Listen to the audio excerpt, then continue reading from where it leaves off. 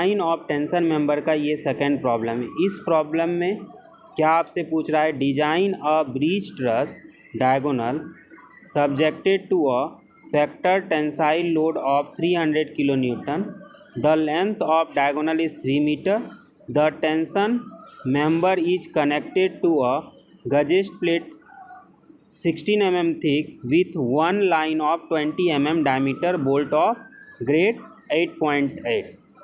देखिए, जब भी आपसे टेंशन मेंबर में ट्रस का डिज़ाइन आपसे पूछेगा तो आप समझ जाइएगा, जनरली जो ट्रस मेंबर डिज़ाइन किया जाता है टेंशन मेंबर के लिए वो एंगल सेक्शन होता है। फर्स्ट काम है आपका गिवन डाटा लिखना, तो गिवन डाटा। तो पहले आपको क्या दिया गया है, जो bridge truss diagonal subjected two factor tensile load, यानी फैक्टर्ड टेंसाइल लोड, यानी आपको टी का वैल्यू दिया हुआ है 300 किलो न्यूटन, और अगर इसी को आप न्यूटन में चेंज करेंगे तो 300 इंटू 10⁻³ न्यूटन हो जाएगा। लेंथ दिया हुआ है, इफ़ेक्टिव लेंथ ही है आपका 3 मीटर, और इसको आप mm में चेंज करेंगे तो 3000 mm हो जाएगा। गजेस प्लेट का थिकनेस दिया हुआ है, थिकनेस दिया हुआ है यानी टी दिया हुआ है, वो है आपका 16 mm। उसके बाद बोल्ट जो है वो आपको एक ही लाइन में अरेंज करना है, और डायमीटर दिया हुआ है आपका 20 mm, और अगर डायमीटर 20 mm दिया हुआ है तो होल का डायमीटर क्या हो जाएगा 20 + 2 यानी 22 mm। ग्रेड क्या दिया हुआ है, ग्रेड दिया हुआ है बोल्ट का 8.8। इसका क्या मतलब हुआ, FUB का वैल्यू क्या हो जाएगा, डेसिमल से पहले 8 है तो 8 को 100 से मल्टीप्लाई करेंगे तो 800 न्यूटन पर mm का स्क्वायर हो जाएगा। और हमारा प्लेट क्या रहता है Fe410, यानी FU का वैल्यू क्या हो जाएगा आपका 410 न्यूटन पर mm का स्क्वायर। नंबर का जब डिज़ाइन किया जाता है तो आपने देखा होगा कि स्टेप नंबर 1 में आपका net area required to carry factored load. देखिए यहाँ पे मैंने स्टेप नंबर 2 क्यों लिखा, इसका लिखने का रीज़न ये है कि जब हम नेट एरिया का कैलकुलेशन करते हैं तो AN का जो फॉर्मूला होता है वो कौन सा फॉर्मूला हो जाएगा आपका, T/α FU/γ_m1 is equal to क्या हो जाएगा T/α/FU।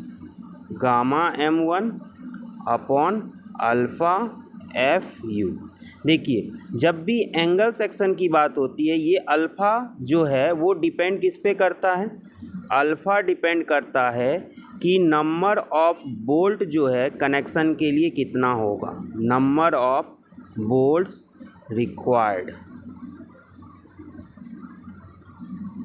और नंबर ऑफ बोल्ट्स रिक्वायर्ड है तो वो आपको कहाँ से पता चलेगा, कनेक्शन से पता चलेगा। तो जो कनेक्शन का स्टेप 5वां स्टेप होता था, इस क्वेश्चंस में आपको पहला स्टेप में कनेक्शन का काम करना है, और फिर सेकेंड स्टेप में नेट एरिया जो है टू कैरी फैक्टर लोड का कैलकुलेशन करेंगे। अब कनेक्शन में मुझे क्या करना है, बोल्ट का स्ट्रेंथ निकालना है, तो हमको पहले क्या करना पड़ेगा, शियर स्ट्रेंथ ऑफ बोल्ट निकालना पड़ेगा। शियर स्ट्रेंथ का फॉर्मूला क्या हो जाएगा, ANB FUB/√3YMB। शियर का पहचान क्या है आपका, √3 जो है आपका स्ट्रेस में डिवाइड होना चाहिए। तो ANB कैसे निकलेगा आपका, ANB इज इक्वल टू क्या होता है 0.78 इंटू π/4 इंटू डाया का स्क्वायर। डाया कितना है आपका बोल्ट का 20 का स्क्वायर। जब इसको सॉल्व करेंगे तो अप्रॉक्सीमेट वैल्यू जो आएगा वो आपका 245 mm का स्क्वायर आएगा। और FUB कितना हो जाएगा, FUB का वैल्यू आपका हो जाएगा 800। देखिए जनरली बोल्ट आपका शियर में फेल होता है, लेकिन यहाँ पे बोल्ट का जो ग्रेड है वो काफ़ी ज़्यादा है, इसीलिए आपका बियरिंग भी निकालना पड़ेगा, बोल्ट का बियरिंग स्ट्रेंथ। तो बियरिंग स्ट्रेंथ भी हम कैलकुलेट करेंगे। पहले शियर को कैलकुलेट कर लेते थे। ये क्या हो जाएगा 245 into 800 upon √3 into partial factor of safety कितना होता है आपका 1.25। देन इसको जब आप कैलकुलेटर में रखेंगे तो in terms of kilo Newton इसका वैल्यू हो जाएगा 90.52 किलो न्यूटन। ये आपका क्या आया है शियरिंग स्ट्रेंथ आया है। इसके बाद हम क्या निकालेंगे बियरिंग स्ट्रेंथ निकालेंगे। Bearing strength of bolt. Bearing strength का फॉर्मूला क्या होता है बोल्ट का 2.5 kb dt fu upon mb। देखिए kb निकालने के टोटल आपके 4 फार्मूले होते हैं। आप यहाँ पे मैं kb का वैल्यू को एग्ज्यूम कर रहा हूँ 0.68 और इसको निकालने के लिए मैंने ई जो है वो माना है 45 mm, पिच माना है मैंने, पिच का वैल्यू 65 mm और ये वैल्यू कहाँ से आता है minimum pitch, minimum age distance जो होना चाहिए वो आपका 1.5 टाइम्स इंटू D0 यानी 22 यानी 33 से कम नहीं होना चाहिए। तो मैंने क्या ले लिया है 45 ले लिया। और मिनिमम पिच कितना होना चाहिए आपका 2.5 टाइम्स ऑफ डाया और इसको जब मल्टीप्लाई करेंगे तो ये आपका कितना हो जाएगा 50 mm। तो हमारा मिनिमम वैल्यू से ज़्यादा मैंने एग्ज्यूम कर लिया है तो केबी का वैल्यू आपका 0.68 हो जाएगा। देखिए सेकेंड में डायमीटर आपका 20 mm है, इसमें कोई दिक्कत नहीं होनी चाहिए। तो फॉर्मूले में आप रखेंगे तो थिकनेस में थोड़ा सा दिक्कत होगा। थिकनेस जो है गजेस्ट प्लेट का क्या है 16 mm है और एंगल सेक्शन जनरली जब प्रोवाइड किया जाता है तो थिकनेस 8 या तो 10 लिया जाता है। तो हम यहाँ पे एग्ज्यूम कर लेते हैं कि हम जो एंगल सेक्शंस लेने वाले हैं उसका थिकनेस को हम एग्ज्यूम कर लेते हैं 8 mm और आपको पता है जब बियरिंग निकालते हैं तो उसमें मिनिमम थिकनेस का इस्तेमाल हो जाएगा। तो 2.5 हो जाएगा, केबी का वैल्यू 0.68 हो जाएगा इंटू डायमीटर हो जाएगा 20 mm और थिकनेस हो जाएगा आपका 8 और FU का वैल्यू होता है आपका 410 और पार्शियल फैक्टर ऑफ सेफ्टी क्या हो जाएगा 1.25। देन आपका ये वैल्यू कैलकुलेट होके आ जाएगा 89.34 किलो न्यूटन।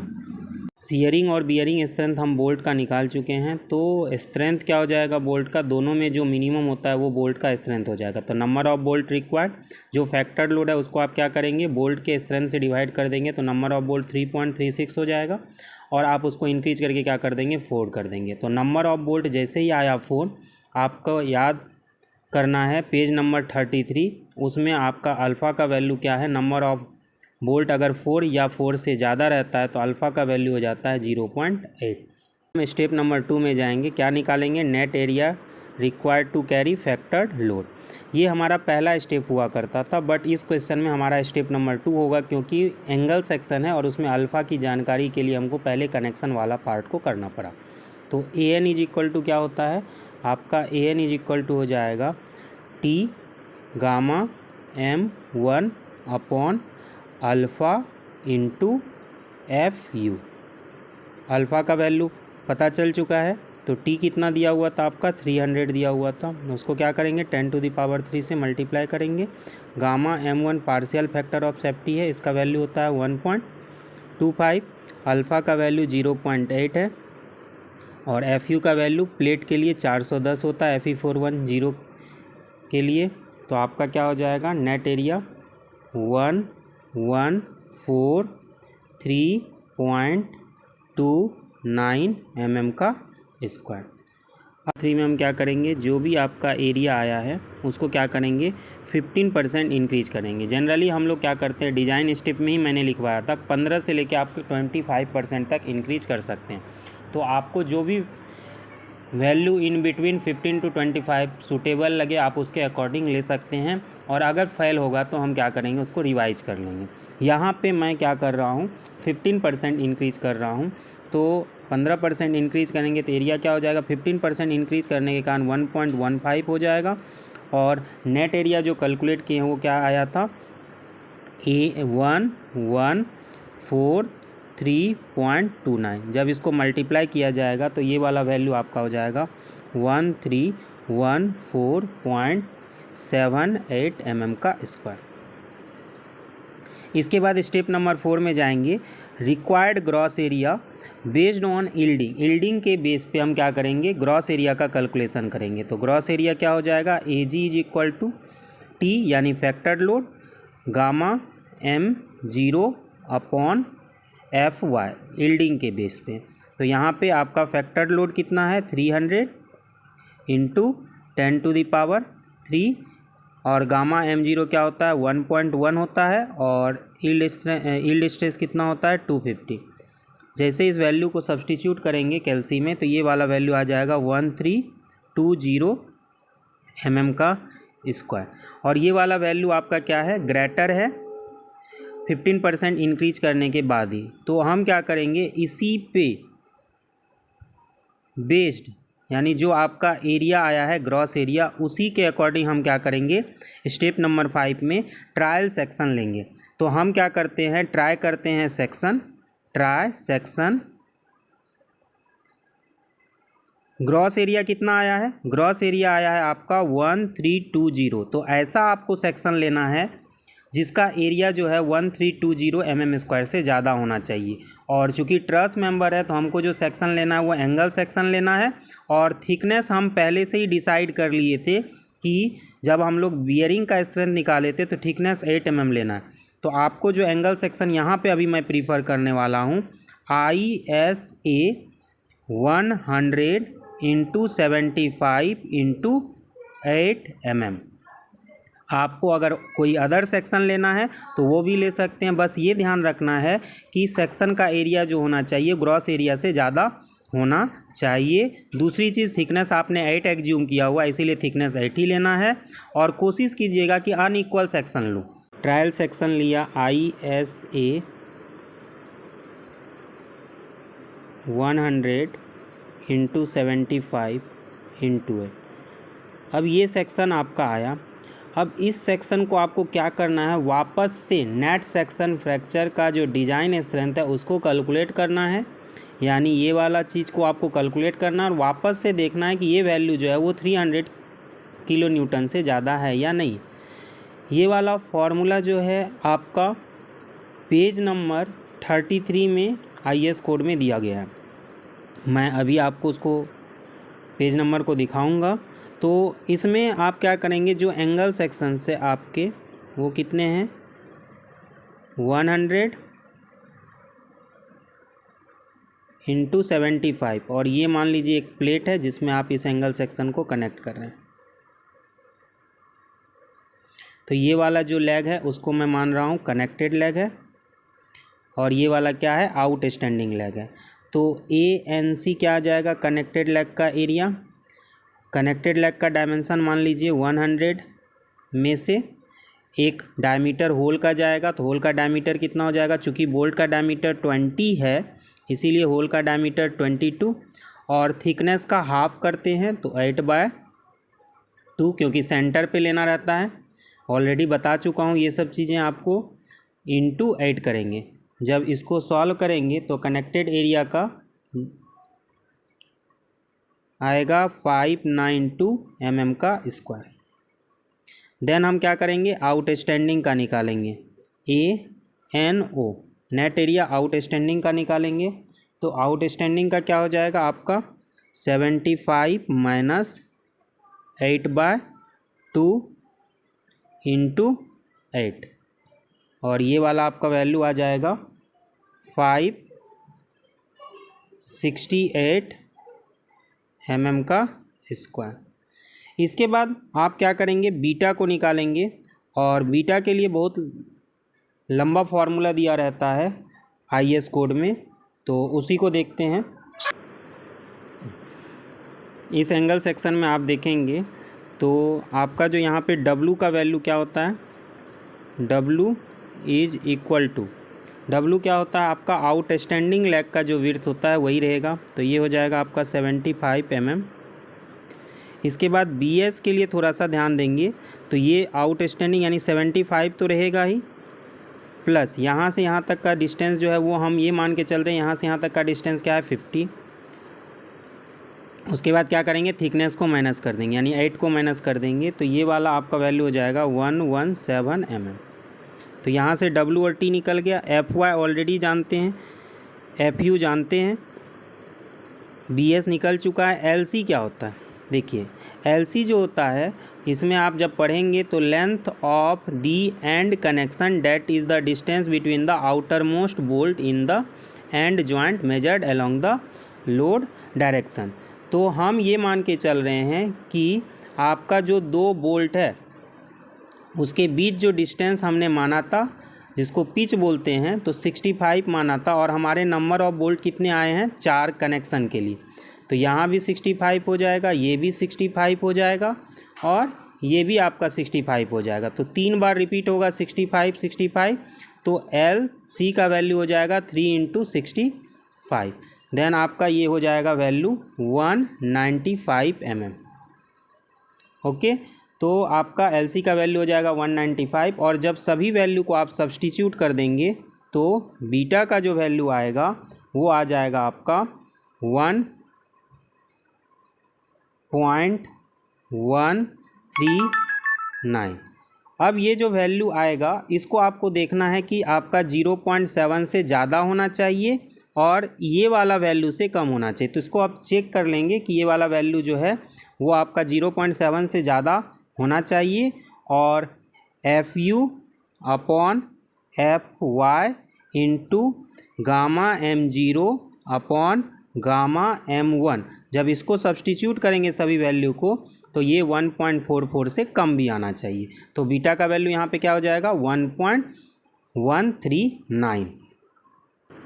सभी वैल्यू को इसमें सब्सटीट्यूट कीजिए तो 0.9, जो कनेक्टेड लेग का एरिया आया था वो कितना आया था आपका 592, FU होता है 410 और पार्शियल फैक्टर ऑफ सेफ्टी हो जाएगा 1.25 प्लस बीटा का वैल्यू निकाले थे 1.139 इंटू जो AGO आया था जहाँ पे मैं ANO लिखा था, दोनों का वैल्यू सेम ही आएगा। तो ग्रॉस एरिया जो आया था वो आया था 568। यील्ड स्ट्रेस होता है आपका 250 upon partial factor of safety जो होगा 1.1 होगा।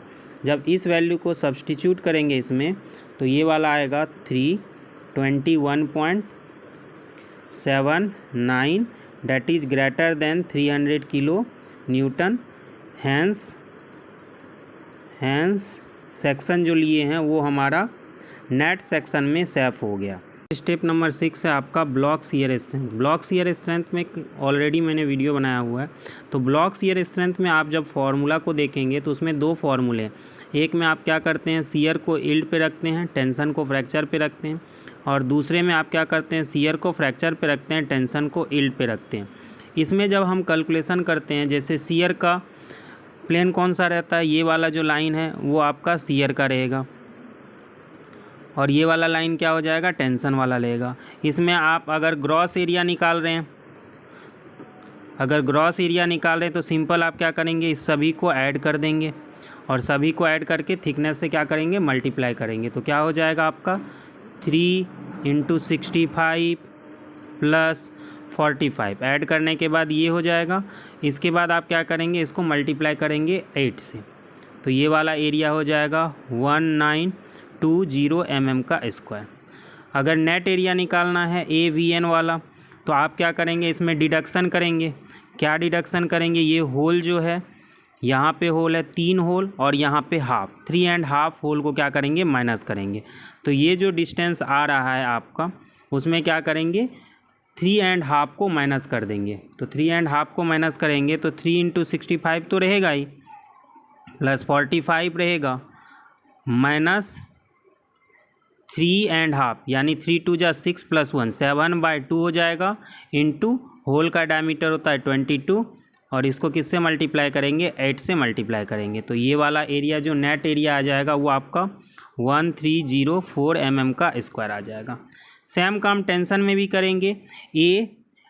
टी जी निकालना है ग्रॉस एरिया, तो डिडक्शन नहीं करना। तो ये वाला हमने लेंथ माना 50, और अगर 50 माना है तो 50 इंटू हो जाएगा 8। तो इसमें ज़्यादा दिक्कत आपको नहीं होगा।